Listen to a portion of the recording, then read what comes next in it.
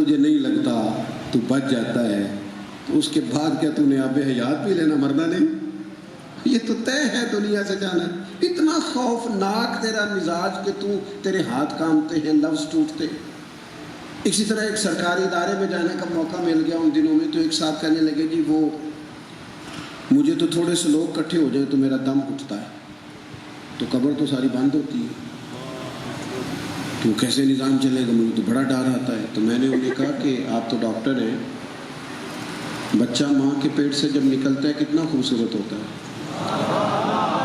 تو وہ چونکہ ڈاکٹر تھے نا، انہوں نے آپ کی طرح سبحان اللہ نہیں کہا، انہوں نے کہا وہ تو ماں جو ہے وہ سانس لیتی ہے تو آکسیجن جاتی ہے، لہٰذا اس وجہ سے بچہ زندہ رہتا ہے۔ تو میں نے انہیں کہا چلو آپ کی یہ دلیل بھی مان لیتے ہیں، وہ جو انڈے سے نکلتا ہے وہاں کوئی سوراخ ہوتا ہے آکسیجن والا؟ وہ کہنے لگے جناب وہاں تو نہیں ہوتا۔ تو میں نے کہا جو رب وہاں زندہ رکھتا ہے نا، وہ انشاءاللہ قبر میں بھی کرم فرمائے۔ اور میں نے انہیں ایک بات بتائی، نظریاتی لوگوں کی سوچ نظریاتی ہوتی ہے۔ قبر کی دو حالتیں ہیں، یا قبر دوزخ کے گڑھوں میں سے گڑھا ہے، یا جنت کے باغوں میں سے، اور مومن کی قبر جنت کے باغوں میں سے۔ ادھر دیکھو میری طرف، اگر کسی کا یہ ذہن بن جائے کہ میں نے مرنا ہے اور مرنے کے بعد میں نے سیدھا باغ میں جانا ہے، باغ میں جاتے ڈر آتا ہے، ٹکٹیں لے کے نہیں جاتے لوگ، ٹائم نکال کے نہیں جاتے، خوش ہو کے نہیں جاتے۔ بہت امیر آدمی وہ فارم ہاؤس نہیں بناتے، باغات نہیں لگاتے۔ او خدا کے بندے، بندہ مومن کی قبر جنت کے باغوں میں سے باغ ہے، باغ، اور باغ اتنا شاندار ہے جس میں پہلی زیارت ہی مدینے والے محبوب کی نصیب ہے۔ آج پھولے نہ سمائیں گے کفن میں آسی، قبر کی رات ہے ان سے ملاقات کی رات۔ تو میرے بھائی جب آپ بحثیت مومن اپنی زندگی گزاریں گے نا، پھر فکریں تازہ دم ہو جائیں، پھر یہ جو کچی پکی باتیں ہیں نا یہ تو ختم ہو جاتی ہیں، بندہ طاقتور ہو جاتا ہے۔ آپ دیکھیے بخاری مسلم، بس میں بڑی جلدی بات سمیٹ دوں گا، بخاری مسلم میں روایت ہے، خاتون نے آ کے عرض کیا تھا یا رسول اللہ صلی اللہ علیہ وسلم میں مریضہ ہوں۔ اس خاتون کو مرگی کا مسئلہ تھا، حضور میرے لیے دعا کر دیں۔ تو حضور دعا کرتے، آپ کو درجنوں حوالے ملیں گے کہ محبوب لعاب دہن لگا دیتے، اللہ شفا عطا کر دیتے۔ سبحان اللہ۔ اس خاتون کو حضور نے ایک نظریہ سمجھایا، اور ان کی برکت سے ہم سب کو بھی سمجھایا۔ محبوب فرمانے لگے اگر تو کہے تو میں دعا کرتا ہوں اللہ شفا دے گا، اور اگر کرے صبر۔ اس کا معنی سمجھ لے کیا ہے، اگر کرے صبر کیا مطلب؟ مرگی کے ساتھ ہی گزارا کرے، اس کے ساتھ گزارا کرے، تو صبر کرے رب کی رضا کے لیے۔ اگر تو کہے تو دعا کرتا ہوں، اور اگر تو کرے صبر تو پھر میں دعا کروں گا اللہ جنت عطا فرمائے۔ یہ بڑی قیمتی بات ہے، اسے سمجھیں۔ وہ لوگ چونکہ نظریاتی ہو گئے تھے، انشراح صدر دین کے لیے حاصل ہو گیا تھا، ان کو پتا تھا کہ یہ جو جنت ہے نا، یہ اللہ تعالیٰ کی رضا کا مقام ہے، یہ خدا کا فضل ہے، اس کی رحمت ہے، یہ وہ جگہ ہے جہاں مقام شکر انسان کو میسر آئے گا۔ حضرت ابو ہریرہ فرماتے ہیں 1 منٹ نہیں لگایا بی بی نے سوچنے پر، اس نے کہا یا رسول اللہ آپ دعا کریں اللہ جنت ہی عطا کرے۔ وہ عورت زبان حال سے کیا کہہ رہی ہے؟ وہ خاتون وہ کہہ رہی ہے میں کر لوں گی گزارا مرگی کے ساتھ، میں اس مرض کے ساتھ زندگی کب ہوتا ہے؟ جب آپ سمجھ لیتے ہیں کہ مجھے اللہ تبارک و تعالیٰ نے نظریہ دیا اور مجھے نظریے پر جینا ہے۔ اس نے عرض کی حضور مجھے جب یہ تکلیف ہوتی ہے تو میرے وجود سے کپڑا ہٹ جاتا ہے، عورت ہوں تو بڑی حیا آتی ہے، دعا کرے میرا کپڑا جسم پر قائم رہے۔ حضور نے دعا کر دی، جتنی بھی مرگی ہوتی تھی کپڑا قائم رہتا تھا۔ وہ خاتون سالوں حیات رہی۔ باہر سے کوئی شخص آتا نا تو صحابہ فرماتے جنتی اماں کو دیکھنا ہے، جنتی خاتون کو دیکھنا ہے، اگر دیکھنا ہے تو اس بوڑھی کی زیارت کرو، اسے دنیا میں محبوب نے جنت کی بشارت عطا فرمائی۔ یہ جو سوچیں ہمیں ملی ہوئی ہیں کہ مرنے کے بعد بھی، قبر میں بھی، قیامت میں بھی تمہارے لیے آسودگی ہے، تمہارے لیے فضل ہے، تمہارے لیے کرم ہے، یہ سارا کیا ہے؟ یہ میلاد والے محبوب کا صدقہ ہے۔ ہم نہ دینی کام کرتے رہتے ہیں اور ایک روٹین میں چلتے رہتے ہیں، بہت ساری چیزوں کو تو معاذ اللہ بعض لوگ کلچر سمجھ کے کرتے ہیں، ان پر جو نظریاتی سوچیں پیدا کرنے کی ضرورت ہے وہ نہیں ہم پیدا کرتے۔ میلاد شریف آیا، بعض لوگوں کا خیال ہے کہ یہ شاید کھانا کھانے کا مقام ہے یا شاید کوئی محفل کرنے کا مقام ہے۔ میلاد شریف کا لفظ اگر آپ اس پر غور کریں تو کسی بھی چھوٹے سے چھوٹے خطیب کی، میری طرح کے کہ آپ نکال کے تقریر سن لیں، وہ کیا کہے گا کہ حضور کے میلاد سے پہلے غلاموں پہ ظلم ہوتا تھا، بیٹیاں زندہ درگور ہوتی تھیں، ماں باپ کی قدر نہیں تھی، اور حضور کے میلاد کے بعد غلام ساتھ بیٹھنے لگے، حضور کے میلاد کے بعد بیٹیاں آنکھوں کا تارا بن گئی، ماں کے قدموں تلے جنت نظر آنی شروع ہو گئی، باپ کی رضا میں رب کی رضا نظر آنے لگی۔ پہلے بالکل حالات اور تھے، پھر حالات بدلے۔ اس کا معنی یہ ہے کہ میلاد تو انقلاب کا نام ہے، میلاد تو بدل جانے کا نام ہے، میلاد ذہن کو، فکر کو، نظریے کو تبدیل کرنے کا نام ہے۔ میلاد کا مطلب یہ ہے کہ پہلے دنیا کا رنگ اور تھا، جب حضور کا میلاد ہوا ہے تو محبوب نے رنگ تبدیل کر دیا۔ ان کے ہاں نا، قریش مکہ کے ہاں معاف کرنا بزدلی تھا۔ وجہ کیوں معاف کروں؟ میں کوئی کمزور آدمی ہوں، کیوں درگزر کروں؟ یہ سمجھے گا بدلہ نہیں لے سکا۔ وہ معاف کرنے کو بزدلی کہتے تھے، نبی پاک نے معاف کرنے کو اعزاز بنا دیا۔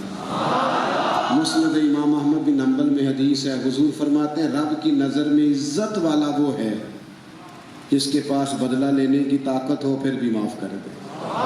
حضور نے اسے عزت بنایا، وقار بنایا، اپنی مزاجوں کو نظریاتی بنایا۔ یہ ہمارے بچے ہیں نا جی، یہ جتنے بھی تھوڑا سا پڑھنے لکھنے سے، سننے سے شغف رکھتے ہیں، ان سے میں گزارش کروں گا اسلام کے خوبصورت نظریے کو سمجھیں۔ آپ کو نا زندگی جینے کا مزہ آئے گا۔ آپ یہ جو زندگی کے خوف ہیں، ان سارے خوف سے آپ نکل جائیں گے۔ آپ دیکھیں نا، حضور نے ہمیں کیا بتایا ہے؟ رزق دینے والا اللہ ہے، عزتیں اور ذلتیں اللہ کے دست کرم میں۔ انسان کو جو سعادت مندیاں ملتی ہیں خدا کے، یہ اتنی بڑی سوچ ہے، لفظ اگرچہ سادہ ہیں پر اتنی بڑی سوچ ہے کہ زندگی کے سارے منفی دروازوں کو بند کر دیتی۔ جب رزق اللہ نے دینا ہے اور بندے کا ذہن ہو کہ اللہ دے گا، پھر کوئی غلط رستہ اختیار کرے گا وہ؟ جب اس کا خیال ہوگا کہ عزت ذلت اللہ کے دست کرم ہے تو مشہور ہونے کے لیے کبھی وہ کوئی ایسا رستہ اختیار کرے گا جس سے محسوس ہو کہ اس نے کسی اچھی تہذیب کا مظاہرہ نہیں کیا۔ ایسی ویڈیوز عام ہوں گی جو مسلمان کی شایان شان ہی نہیں۔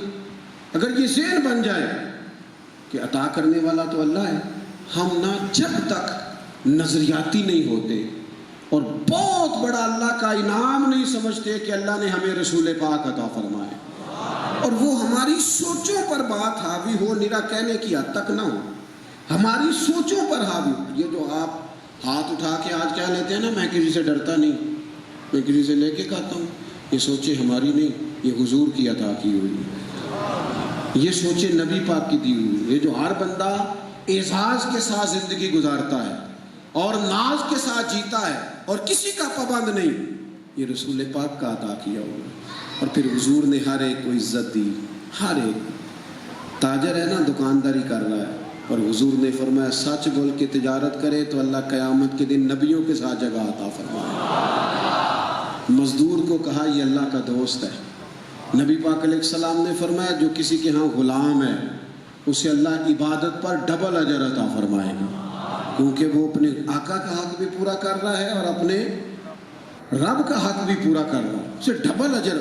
ہر ایک کی شان، ہر ایک کی حضور نے عظمت بیان کی، عالم کی، حافظ کی، قاری کی، حاجی کی، ماں کی، باپ کی، بیٹی کی، بہن کی، کچھ بھی نہیں ہے، صرف مسلمان ہے، داڑھی سفید ہے۔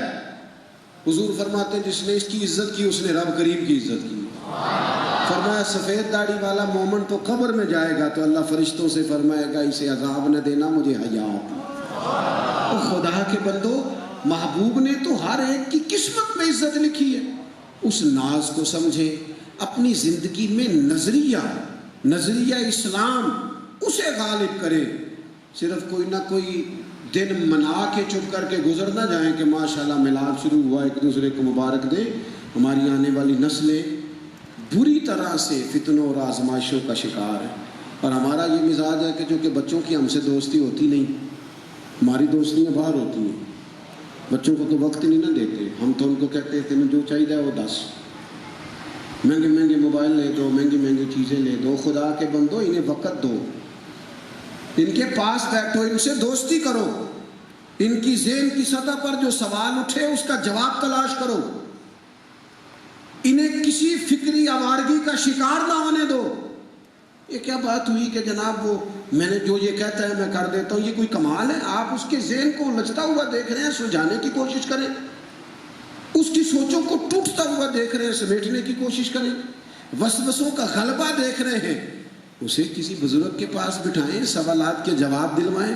لیکن یہ کام ہم نہیں کرتے، ہم وہ کہتے ہیں مجھے جو کہتے ہیں میں کر دیتا ہوں۔ یہ کوئی کمال ہے؟ کمال تو یہ ہے کہ ان کی تربیت کا بندوبست کیا جائے، اہتمام کیا جائے۔ نبی پاک علیہ السلام نے فرمایا ہے کسی باپ نے اپنی اولاد کو بہترین تحفہ جو دیا ہے وہ یہ ہے کہ اس نے اچھا ادب سکھا دیا۔ ساری زندگی دعائیں دے گی اس کی بیوی، جس کے باپ نے بیٹے کو اچھے آداب سکھائے، اس کے دوست، اس کے تعلق والے، بلکہ اس کی آنے والی اولاد بھی، کہ اس کے مزاج میں تلخی نہیں، یہ پریشان نہیں کرتا، تکلیف نہیں دیتا، لہجہ ترش نہیں۔ لیکن اگر یہ نہیں ہوگا تو سب سے زیادہ تو تکلیف ان لوگوں کی ہوتی ہے جو سب سے قریب ہوتے ہیں۔ تو اللہ کا فضل اور احسان جانے دین اسلام کو اور دین اسلام کی تعلیمات کو اور محبوب پاک علیہ السلام کے دیے ہوئے نظریے کو، اسے پوری طور پر اپنی طبیعت پر طاری کریں۔ اور میں آپ سے عرض کروں، اگر پوری طور پر ہم اس کو طاری کر لیں گے تو کسی غیر کو گنجائش ہی نہیں ملے گی، کسی کو گنجائش نہیں ملے گی۔